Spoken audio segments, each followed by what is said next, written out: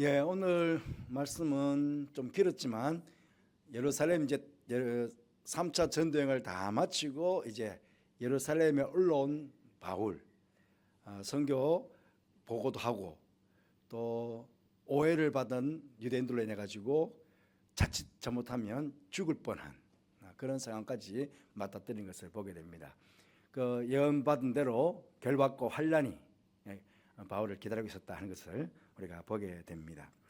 오늘은 바울을 통해서 또 말씀을 통해서 그냥 주제를 가지고 조금 봤으면 좋겠습니다. 먼저는 바울의 어떤 겸손한 신학적 자세, 어떤 신앙적 성품 이런 것들을 좀 본받는 그런 시간이 되었으면 좋겠다 하는 생각입니다. 왜냐하면 거기 18절 말씀 보시면 바울이 우리와 함께 야고보에게로 들어가니 장로들이 다 있더라 그렇게 말하고 있습니다. 우리가 잘 아는 대로 베드로는 수리아 안디옥에서 파송을 받았습니다.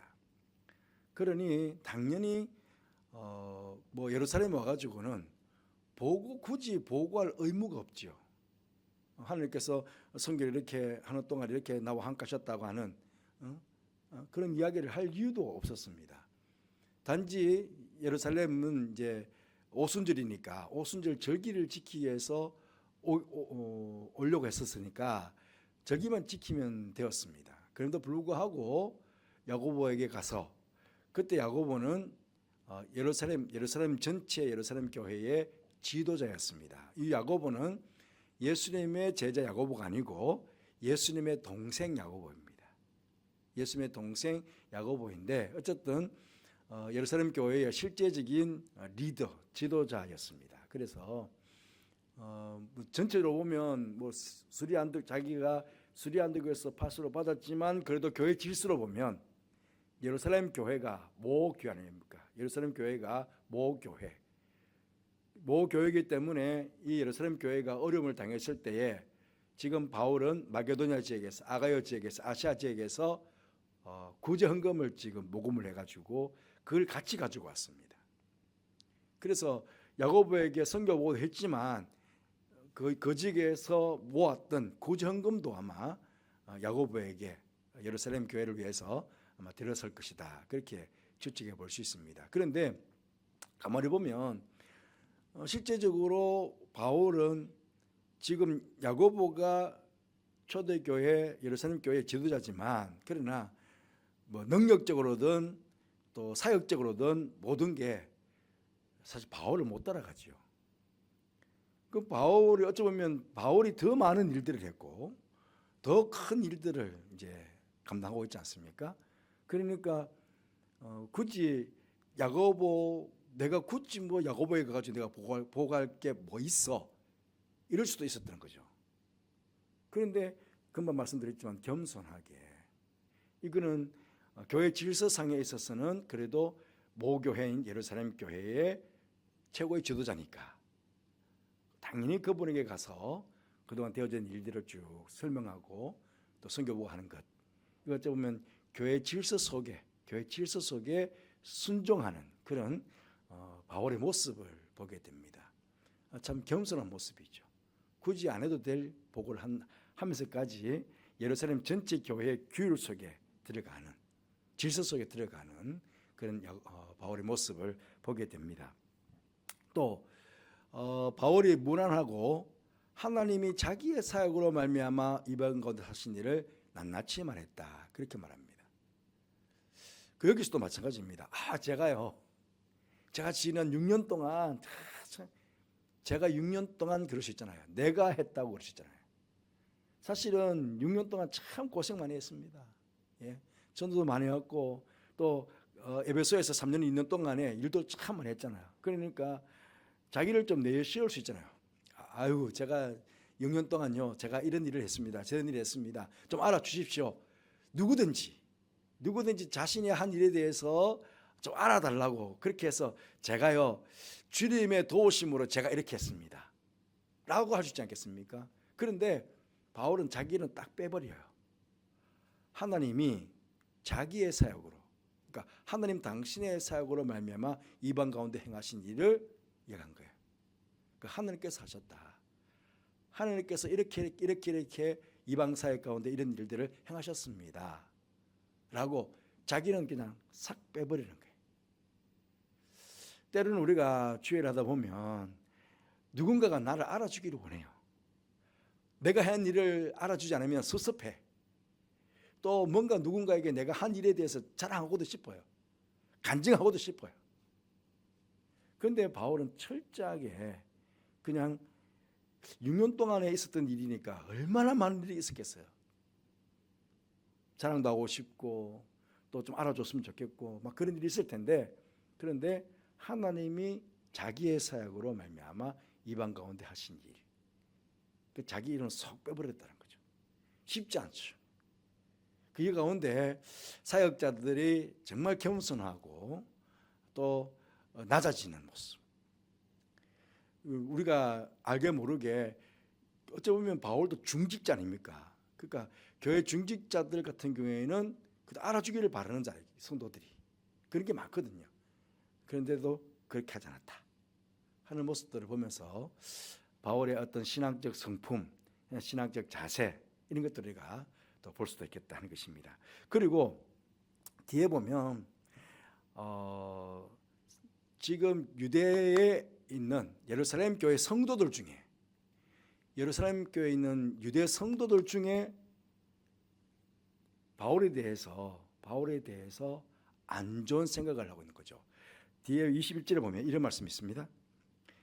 내가 이방에 있는 모든 유대들을 가르치되 모세를 배반하고 아들들에게 할 일을 행하지 말고 또 관습을 지키지 말라 함을 그들이 들었도다.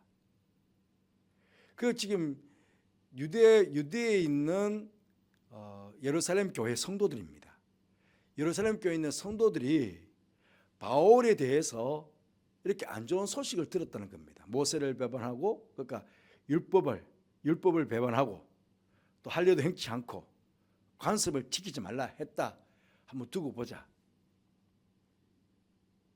지금 뭔가 막 유대에 있는 예루살렘 교회 성도들은 바울에 대해서 지금 좋지 않은 생각을 가지고 다 이렇게 지금 오기만 해봐라. 지금 그러고 있었던 거예요. 아마 바울은 꿈에도 생각 못했을 거예요. 예루살렘 교회 성도들을 위해서 뭘 가져왔습니까? 구정음도 가져왔거든요. 그러면 6년 동안 참 수고했습니다. 고생하셨습니다. 이렇게 구정음도 해오시다니 참 감사합니다. 이게 맞잖아요.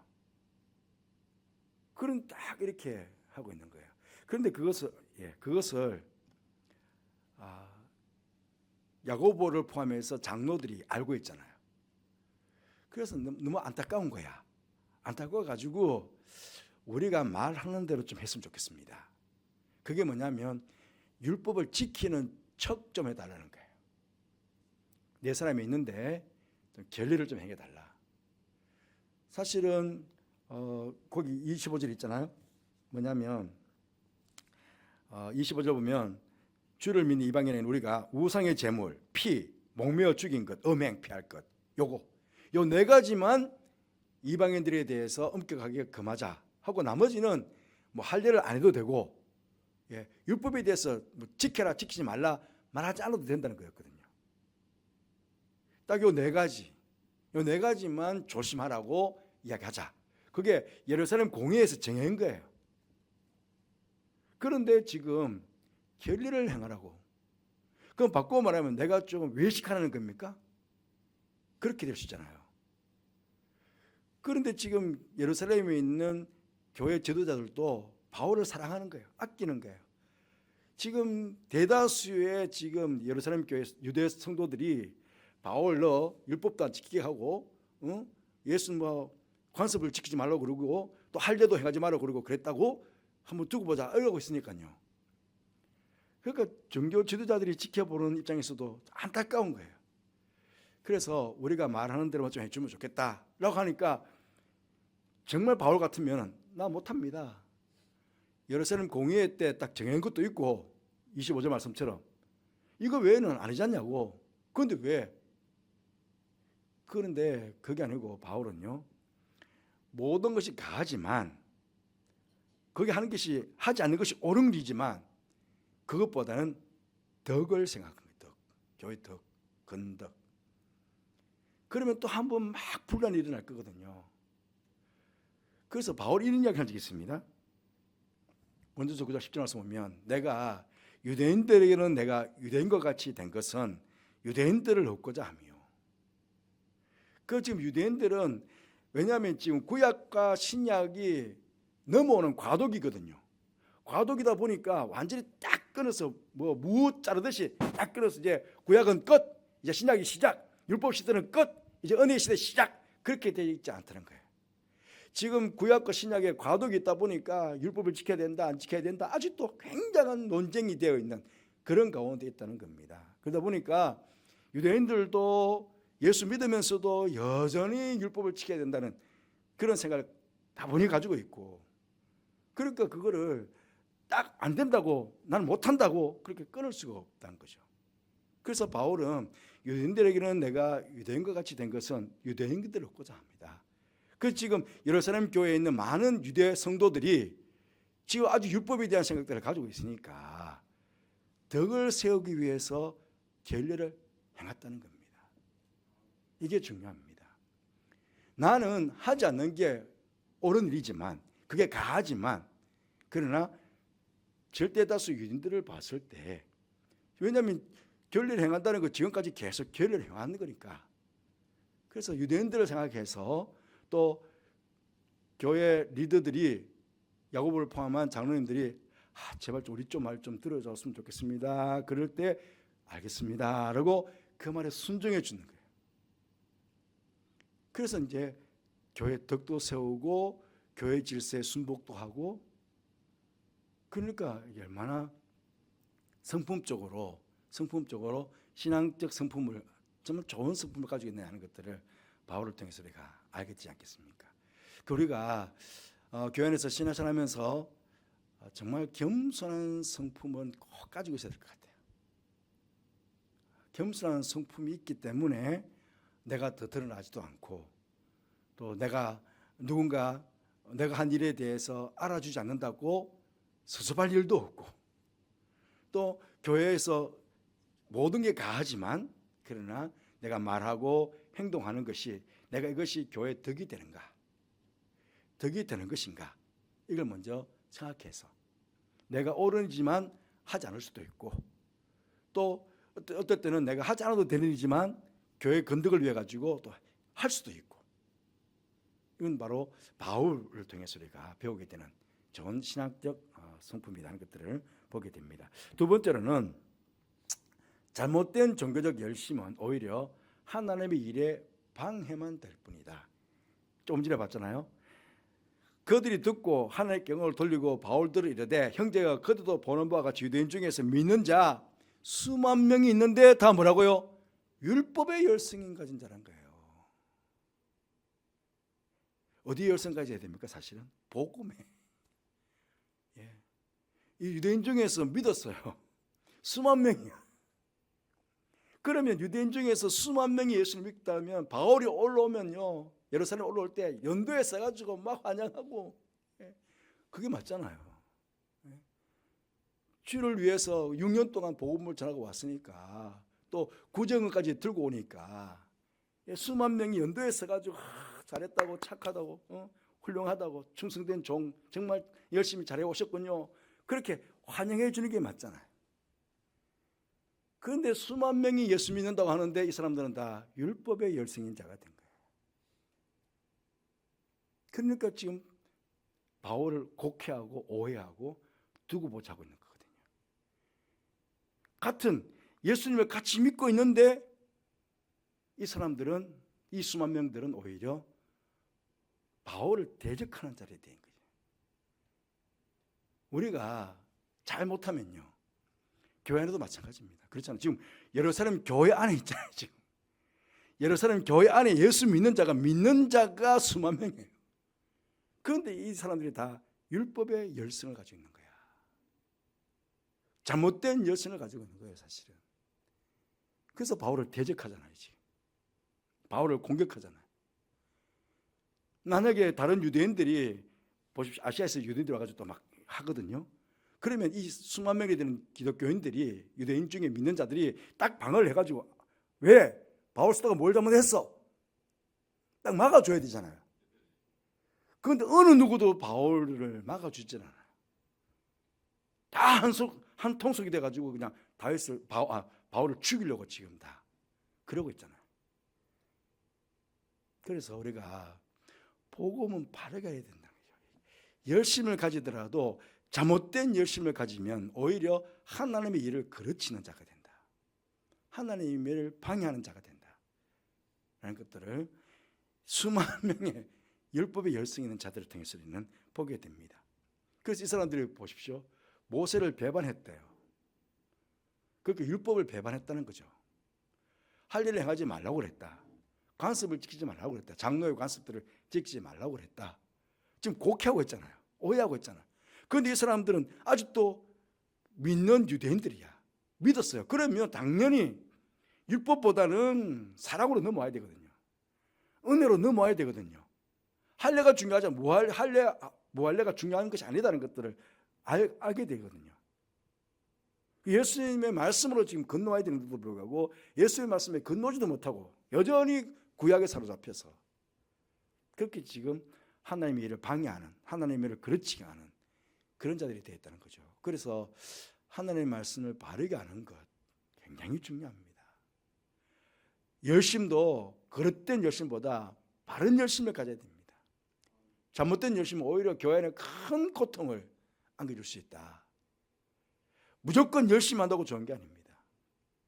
열심히 하되 복음 안에서, 말씀 안에서, 바른 진리 안에서 열심을 내어야 그게 주의 일을 바르게 할 수 있는 일이다 하는 것들을 우리가 꼭 기억하고 우리가 신앙생활 했으면 좋겠습니다. 그리고 거짓말, 거짓된 선동들 하는 자들은 마귀에게 속한 자임을 증거하는 것과 같다. 우리 기독교인들은 더더욱 그렇습니다. 절대로 거짓말하면 안 됩니다. 거짓으로 사람들을 선동하면 안 됩니다. 이것은 마귀적인 것입니다. 마귀는 처음부터 거짓말쟁이라고 그랬습니다. 그러니까 너희는, 예수님께서 바리새인들을 막 책망할 때 그랬잖아요. 너희는 처음부터 마귀의 자식들이라고. 마귀가 네 아비들이다. 거짓 아비다. 그렇게 막 책망했겠습니까? 그래서 거짓은 거짓과 거짓말하는 것도 문제지만 거짓되게 막 사람들을 선동하는 것은 더 문제다. 그런데 교회 안에서 이런 일들이 이루어질 수 있다는 거죠. 왜? 다 사람 사는 곳이니까. 지금 이 사람들이 와가지고 특히나 아시아에서 온 사람들, 아시아에서 왔다는 것은 에베소에서 온 사람들이에요. 에베소에서 바울이 뭘 했는지를 그들이 다 봤거든요.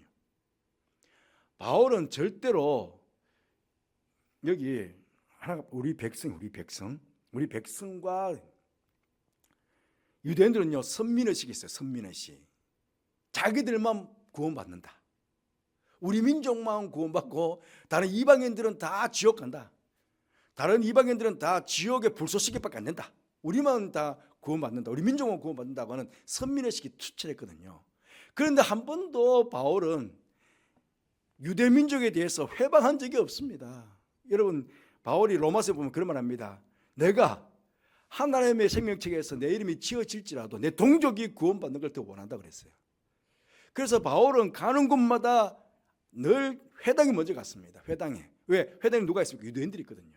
자기 동족들이 있거든요.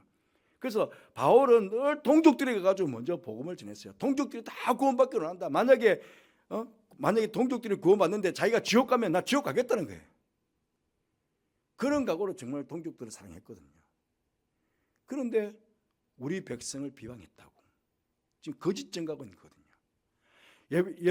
바울은요 한 번도, 그러니까 할례에 대해서는 이야기했지만 할례를 하고 안 하고 중요한 게 아니다. 그러니까 지금 바울은 마음의 할례를 행했는데, 마음의 할례. 그건 이야기했지만 여러분 율법을 안 지켜도 됩니다. 말한 법이 없습니다. 말한 적이 없다고요. 그리고 이곳은 지금 오순절을 지키기 위해서 다들 지금 예루살렘 성전에 다 올라와 있습니다. 예루살렘 성전에 다 올라왔는데 이곳을 비방했다. 한 번도 성전을 비방한 적이 없습니다. 그런데 왜 문제냐면 지금 선민, 하나님의 백성을 선민을 회방하는 것도 문제이고 율법을 회방하는 것도 문제고, 그런데 성전을 회방하는 것도 문제. 왜? 이 세 가지는 다 뭡니까? 사형에 해당되는 거예요. 사형에. 그러니까 지금 백성들은 막 선동해가지고, 그렇지 않아도 지금 오순절에 유대인들이 많이 모여 있는데 막 선동해가지고 그냥 다시 바울을 죽이려고 지금 그런 거예요. 이 세 가지가 다가 사형죄거든요. 그런데 특히나 지금 성전에 다 모여 있다 보니까 성전에 대한 이야기, 성전에 대한 이야기를 하는 거죠. 그 헬라인을 데리고 성전에 들어갔다. 이방인인데 성전으로 들어갔다. 그래서 거룩한 것을 더럽혔다고 죽여야 된다, 이거거든요. 그런데 이들은 전에 에베소 사람 드로비모가 모자에 더 빨간까지 쳐야 됩니다. 바울과 함께 신의 있음을 보고 바울이 그를 성전에 데려간 줄로 생각합니다. 예, 예루살렘 시내에 있었거든요. 근데 성전으로 데려갔다고 아예 오히려 그냥 막 부추기는 거예요. 안 들고 안 들고 데려갔다고.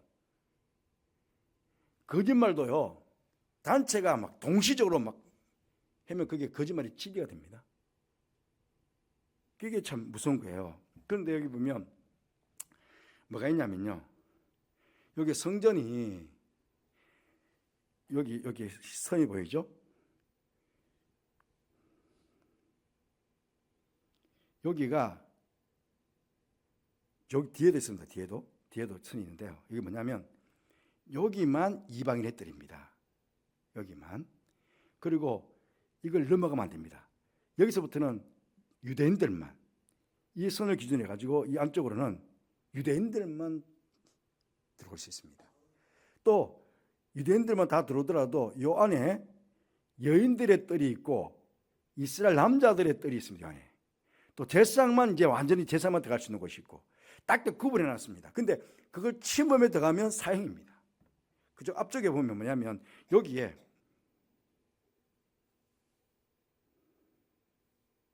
성경 우리 그때 한번 공부했지 않습니까? 여기에 비석을 세웠다고 해요. 비석. 뭐라고 썼냐면 앞쪽에 이런 비석인데 여기 발견됐다고 하거든요. 이방인은 이 성소 외벽을 지나 안으로 들어오지 말라. 만일 누구든지 들어오다가 사로잡히면 사형 언도를 받고 처형될 것이다. 거기다가 비석을 세워놨다는 거예요. 이방인 들어오면 죽인다. 그런데 이방인을 바울이 데리고 들어왔으니까 저 바울도 죽여야 된다는 거예요. 법을 어겼으니까. 그래서 죽이자고 달려들었는데 얼마나 감사합니까? 왜냐면요, 원래는 로마 백부장, 천부장 뭐 대부분의 사람들은요 다 가이사라에 있습니다. 그 지중해 해안 가이사라에 있습니다. 그런데 3대 절기는 유대인들이 다 예루살렘 성전으로 모여오니까 그때는 총독도 예루살렘을 올라옵니다. 왜? 백성들이 소요가 일어날까 봐. 그 군사들을 다 데리고 올라옵니다. 그래서 여기가 안토니오 요새라는 곳이 있는데요, 여기에 총독과 로마 군인들이 딱 성전 옆에서 딱 대기하고 있습니다. 혹시나 성전에서 폭동이 일어날까 봐 진압하기 위해서. 딱 일어나고 있는데 이제 막 일어났지 않습니까? 지금 소요가 일어나가지고 지금 바울을 죽이겠다고 지금 막 온 유대인들이 지금 난리가 나거든요. 이걸 이제 천부장이 알게 된 거죠. 사실은 엄격히 따지면 분명히 바울에게는 결박과 환난입니다. 결박과 환난이지만 그러나 하나님 편에서 보면 지금 바울로 하여금 로마까지 가야 되니까 로마까지 가는 이걸 우리는 전체를 보기 때문에 하나님의 섭리라고 말할 수 있겠지만은, 그러나 바울에게는 굉장히 고통스러웠을 거예요. 고통스럽지만 보십시오. 천부장 로마 군사의 보호를 딱 받는 거예요. 이제 유대인들이 계속 죽이려고 하지 않습니까? 계속 죽이려고 하는데 하나님께서는 천부장을 통해 가지고 로마 군대를 통해 가지고 바울을 계속 보호하도록 만들어 주는 거예요. 한쪽에는 결박이고 한쪽에는 환난이지만 하나님께서는 그것을 잘 이용해 가지고 바울로 하여금 로마 군인들의 호송 속에 로마 군인들의 보호 속에 로마까지 가도록 만드시는 거거든요. 그게 하나님의 섭리하심이죠. 인간들의 죄, 인간들의 어떤 나쁜 행위들, 그런 것까지도 주님께서 잘 이용한다기 좀 웃었지만요, 그것 자체를 하나님께서 그대로 이용하셔가지고 주님의 뜻을 이루어갈 때가 굉장히 많습니다. 그러니까 어떻게 보면 유대인들의 그 나쁜 거짓된 일이었지만, 거짓된 일 그 자체를 하나님께서는 그냥 그대로 당신의 뜻을 이루어나가는 도구로 쓰신 거예요. 그래서 안전하게, 바울을 안전하게 예루살렘에서 보호하도록 그렇게 만들어 가셨다 하는 것입니다. 그래서 결국은 로마 군사들의 보호 속에 로마까지 가게 되는 그 여정을 이제 다음부터 보게 될 텐데요. 우리가 오늘 좀 그렇게 좀 기도했으면 좋겠습니다. 바울처럼 언제나 겸손하게 주님의 일을 행함으로 주님께 기쁨이 되게 해주시기를, 또 잘못된 열심으로 주님의 일에 방해가 되는 자가 아니라 오직 성령께서 이끄시는 열심으로 주님의 일을 잘 감당하게 해주시기를, 말과 행실에 있어서 거짓되지 않게 하시고 오직 의로움과 진실함으로 사람들에게 선한 영향력을 끼치며 살아가는 그런 여러분 각자를 위해서 함께 기도했으면 좋겠습니다. 나 주님의 기쁨 되기 원하네. 처음부터 기도 찬양 이후에 우리 바울과 같은 신앙의 사람 되기 위해서 한번 결단하면 기도했으면 좋겠습니다.